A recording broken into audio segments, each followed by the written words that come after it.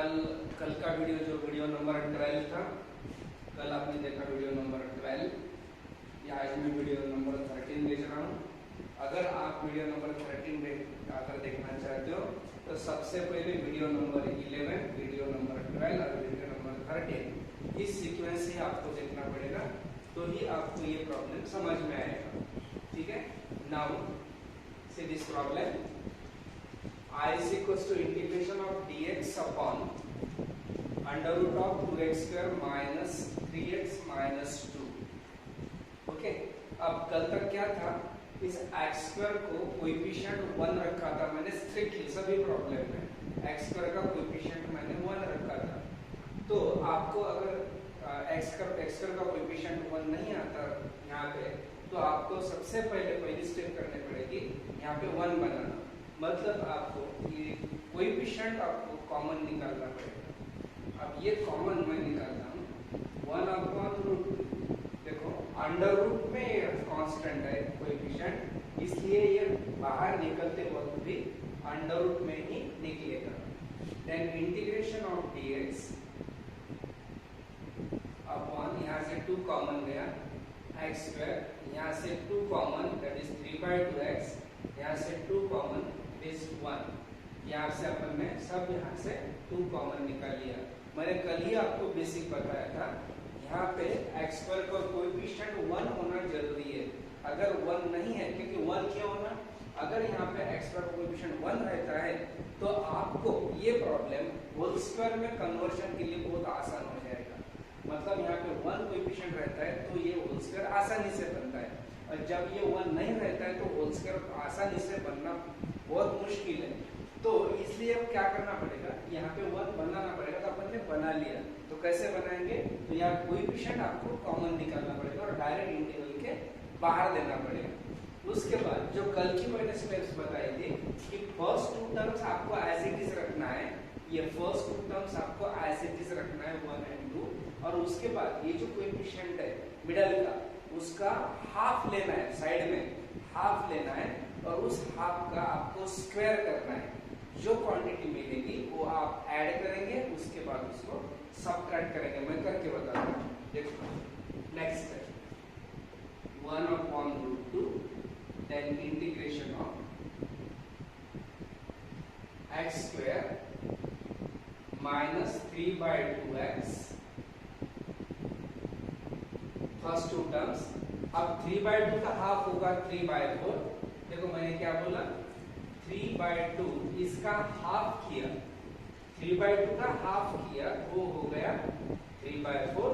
इस 3/4 का स्क्वायर करेंगे, वो आ गया 9/16, हो गया 9/16।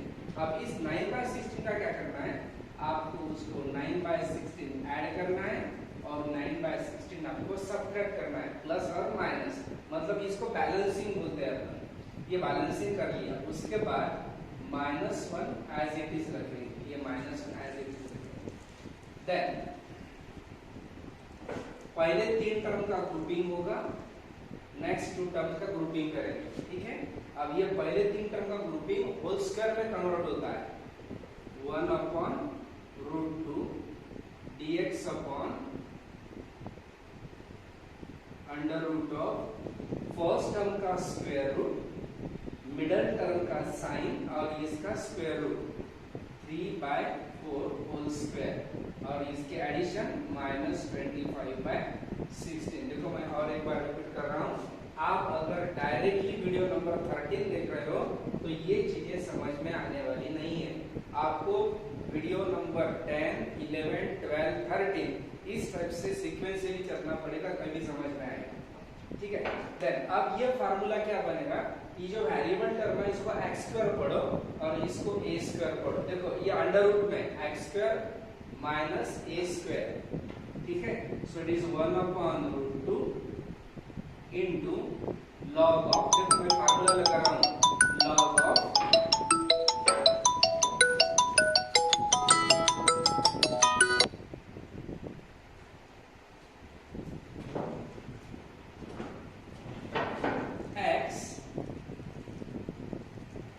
log of x plus under root of x minus 3/4 whole square minus 25/16।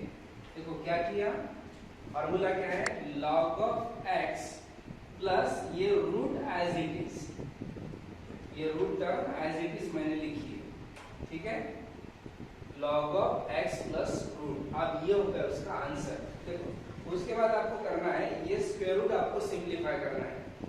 तो ये रूट आपने इसका स्क्वायर करके ये ऐड करना बहुत मुश्किल काम है। आप क्या करेंगे, देखो इसका भी एक लॉजिक है, बहुत आसान स्टेप है। ये जो रूट है आपने यहाँ से लिया, ठीक है, अब इस रूट को आपने यहाँ से लिया और ये कैंसिल होने के बाद ये रूट यहाँ से आएगा, ठीक है। तो इसकी जगह पे ये लिख सकते हैं। ये क्यों नहीं लिख सकते हैं, क्योंकि इसका 2 बाहर है और वो अभी भी बाहर ही है, इसलिए इसको ज्यादा से ज्यादा यहाँ तक अपन सॉल्व कर सकते हैं। तो इसकी जगह पे आपको ये लिखना है, so it is 1/√2 then log of, इसका क्रॉस कर लेता हूँ, 4x minus 3/4 plus under root of x square minus 3/2x minus 1 plus c। तो ये है इसका फाइनल रिजल्ट। ओके, अब ये वीडियो पॉज करके आप ये सॉल्यूशन लिख सकते हो।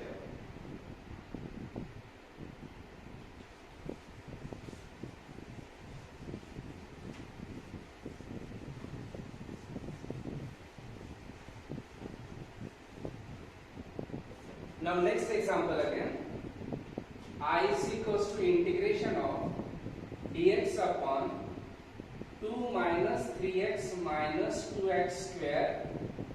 अब मैंने वही प्रॉब्लम, इसका अंडर रूट निकाल लिया। देखो प्रॉब्लम वही लिया है मैंने, लेकिन थोड़ा चेंज किया है। नंबर 1 इसकी अंडर रूट में था, इसका अंडर रूट निकाल लिया।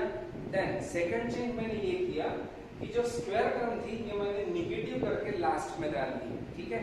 अब स्क्वायर टर्म अगर निगेटिव है तो इसकी भी मेथड मैंने आपको कल बताई थी, अगर स्क्वायर टर्म निगेटिव है तो माइनस भी आपको कॉमन निकाल के ये स्क्वायर टर्म आपको नंबर 1 पे लिख के इसको प्रॉपर फॉर्म में पहले लिखना पड़ेगा। तो देखो मैं इसको पहले प्रॉपर फॉर्म में लिख के बताता हूँ। I is equals to integration dx upon minus common, ये निगेटिव कॉमन, ये टर्म पॉजिटिव बनेगी, ये टर्म पॉजिटिव बनेगी और ये टर्म निगेटिव बनेगी, पॉजिटिव पॉजिटिव निगेटिव। इसको रीअरेंज करें और ये प्रॉपर फॉर्म में अभी लिख लिया। उसके बाद x स्क्वायर का मल्टीपल 1 बनाना है, 1/2 कॉमन निकालेंगे। देखो इसके पहले 1/√2 क्यों निकला था, क्योंकि वो रूट में था, इसको अंडर रूट नहीं है तो ये 1/2 कॉमन निकलेगा। देन dx अपॉन माइनस ये x स्क्वायर प्लस 3/2x, यहाँ पे 2 कॉमन और यहाँ पे -1, यहाँ से भी 2 कॉमन निकालिए। Then 1/2 integration dx upon minus x square plus 3/2, first 2 terms as it is.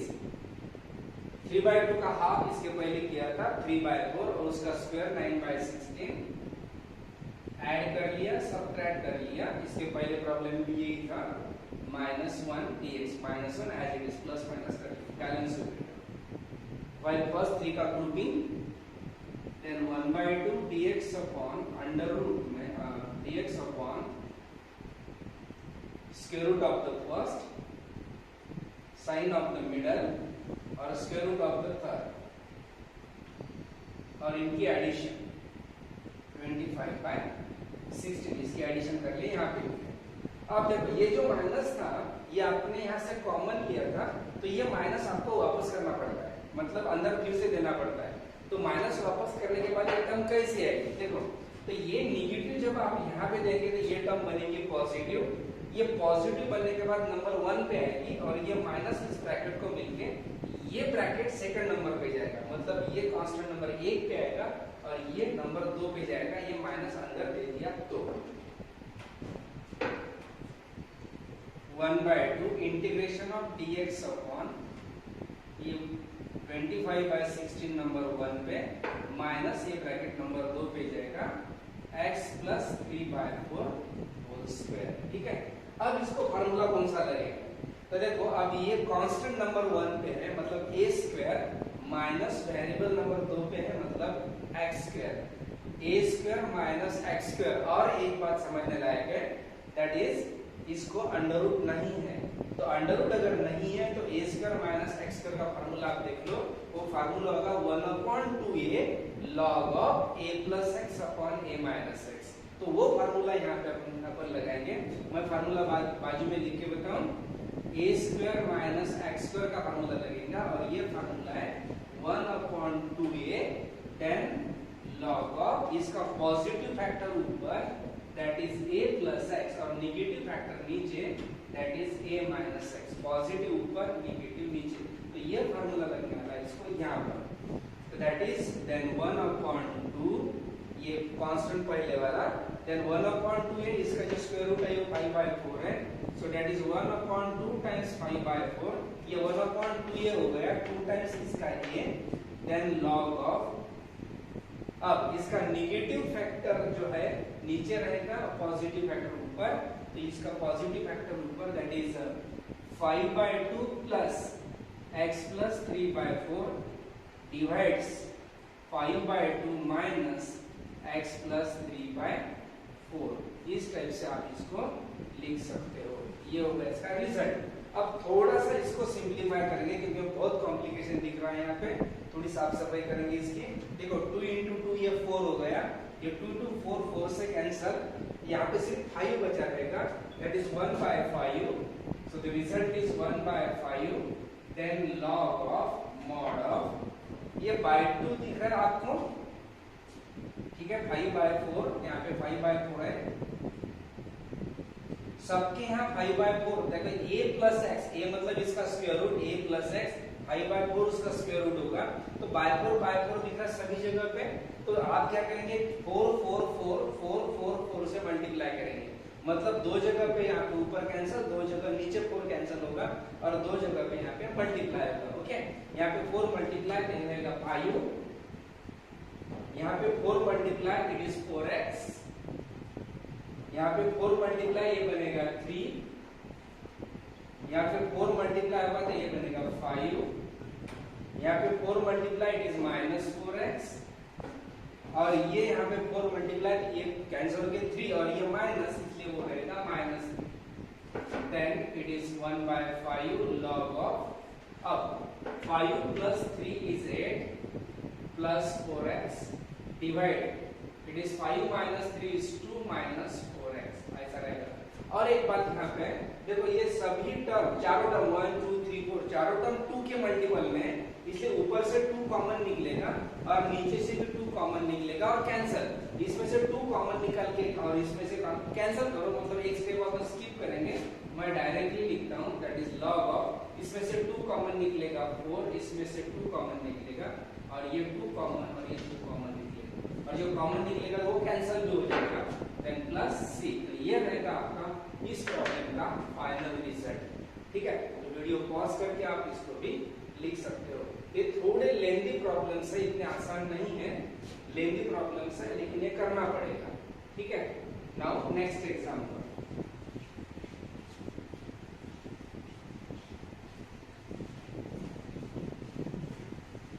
अब बताता हूं मैं आपको, इसी टाइप में थोड़ा सब्स्टिट्यूशन का यूज करते हैं। इसमें आपको मैं सब्स्टिट्यूशन का यूज बताता हूं। देखो I is equals to integration of cos x dx divided by sin square x minus 4 sin x minus 5। ठीक है, अब मैंने ये प्रॉब्लम लिखा cos x dx upon sin square x minus 4 sin x minus 5। अब इस प्रॉब्लम को solve करना है। देखो नीचे आपको क्वाड्रेटिक फैक्टर दिख रहे हैं साइन में और ऊपर cos टर्म है, तो आपको ये समझना है सब्स्टिट्यूशन जो आपने टाइप 3 में पढ़ा था, तो साइन टर्म का डेरिवेटिव cos टर्म है, इसलिए यहाँ पे सबसे पहले आपको यहाँ पे साइन की जगह पे एक वेरिएबल पुट करना है ताकि ये प्रॉब्लम ट्रिग्नोमेट्री से अलजेब्रिक में कन्वर्ट हो जाए। जब तक ये प्रॉब्लम अलजेब्रिक में कन्वर्ट नहीं होता है ट्रिग्नोमेट्री से, तब तक ये टाइप 4 से आप इसको सॉल्व नहीं कर सकते। तो पहले अलजेब्रा में कैसे जाएगा, तो ये साइन का डेरिवेटिव cos साइन प्रेजेंट, आप ये समझिए यहाँ पे जहां साइन है यहाँ पे आपको सब्स्टिट्यूट करना पड़ेगा t, तो यहाँ पे आएगा put sin x is equals to t differentiating cos x dx is equals to dt, cos x dx की वैल्यू dt आ गई, I is equals to integration of cos x dx dt मतलब ऊपर आ गई dt, sign का derivative cos sin x t, यहाँ पे t square होगा -4t sign की जगह पे और -5। अब ये प्रॉब्लम t में कन्वर्ट हो गया, मतलब एक्चुअली जहाँ पे t है वहां पे आप x है ऐसा सपोज करके इसको इसके पहले वाले मेथड से सिंपलीफाई करो। देखो स्क्वायर का मल्टीपल 1 है, मतलब कॉमन निकालने की जरूरत नहीं। First two term as it is, पहले two terms t square -4t, ये कॉमन टू टर्म्स कॉमन निकल गई। देन 4 का हाफ होगा 2 और 2 का स्क्वायर होगा 4, इस 4 को आप ऐड करेंगे, उसके बाद सब्ट्रैक्ट करेंगे और ये -5 एज इट इज, ठीक है। ये पहली 3 टर्म यहाँ पे लिख रहा हूँ ग्रुपिंग में, next 2 terms, okay. Then integration of dx upon पहले का स्क्वायर रूट, मिडिल का साइन और इसका स्क्वायर रूट 2 होल स्क्वायर और इसके एडिशन कर दिया अपन ने 9। अब ये आ गया x square minus a square without root में। देखो ये विदाउट रूट में, ये फार्मूला कौन सा लगेगा, 1 upon x square minus a square का फार्मूला लगेगा, क्योंकि वेरिएबल नंबर 1 पे सिर्फ ये प्रॉब्लम t में है और ये फार्मूला x में है।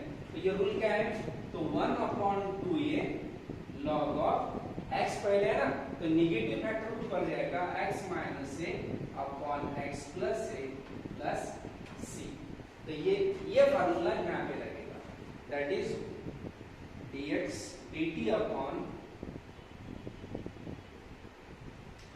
1 अपॉन 2a, एक मिनट इंटीग्रेशन की जरूरत नहीं, that is 1 upon 2a 1 upon 2a 1 upon 2 और a कौन सा इसका square root, it is 2a, then log of variable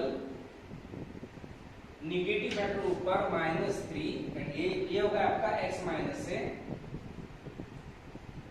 variable +3, ये होगा आपका x plus a, x minus a upon x plus a, ये x a square, x minus a x plus a, ये negative factor ऊपर positive खाली, then that is equals to 1/6 2 into 3, ठीक है। अब ये -2 -3 ये होगा log of x t -6 t -5 divide ये t -5 upon -2 + 3 it is t + 1, ठीक है। ये होगा t -5 अपॉन t + 1 देन प्लस c, ये हो गया प्रॉब्लम सॉल्व। लेकिन ये आंसर आपका t में आया, आपका ओरिजिनल प्रॉब्लम साइन में है, तो t मतलब sin x आपको यहाँ फिर से वापस करना पड़ेगा, तो आगे सॉल्व होगा i = 1/6, ये 2 into 3 का 6 और ये t की वैल्यू sin x, तो ये sin x - 5 log में sin x - 5 upon sin x + 1, ये sin x + 1। अब इस टाइप से इसको आप सॉल्व कर सकते हो, that is the final answer of this substitution. यहाँ पे एक बात मैं आपको और बताना चाहता हूँ, मैंने एक ही प्रॉब्लम दिया था सब्स्टिट्यूशन का, इसका मतलब ये नहीं है कि ऐसे की प्रॉब्लम बनेगा। यहाँ पे जो भी टर्म है उसका स्क्वायर यहाँ पे, उसका डेरिवेटिव ऊपर रहेगा, मतलब जैसे साइन है तो साइन का डेरिवेटिव यहाँ पे cos प्रेजेंट है। अगर यहाँ पे tan स्क्वायर tan डाल दिया तो उसका डेरिवेटिव यहाँ पे sec स्क्वायर प्रेजेंट रहेगा, तो आपको tan x = t करना पड़ेगा। यहाँ पे अगर मैंने e⁻x का स्क्वायर डाल दिया तो e⁻x और e⁻x का डेरिवेटिव e⁻x होता है, ऊपर e⁻x प्रेजेंट रहेगा, तो आपको यहाँ पे e⁻x की वैल्यू t पुट करके इसके बाद इसको ऐसा कंटिन्यू करना पड़ेगा, ठीक है। तो ये सब्स्टिट्यूशन की बात है, वह प्रॉब्लम इसी टाइप से आप सिंपलीफाई कर सकते हो। अपेक्षा करता हूँ कि आपको ये सभी टॉपिक समझ में आएंगे। अगर कुछ डिफिकल्टी है तो आप मुझे डायरेक्टली कॉल करके पूछ सकते हो, 9422857444, ठीक है। इस नंबर पे आप मुझे कॉल करके पूछ सकते हो अगर कुछ डिफिकल्टी है तो, ठीक है। Thank you.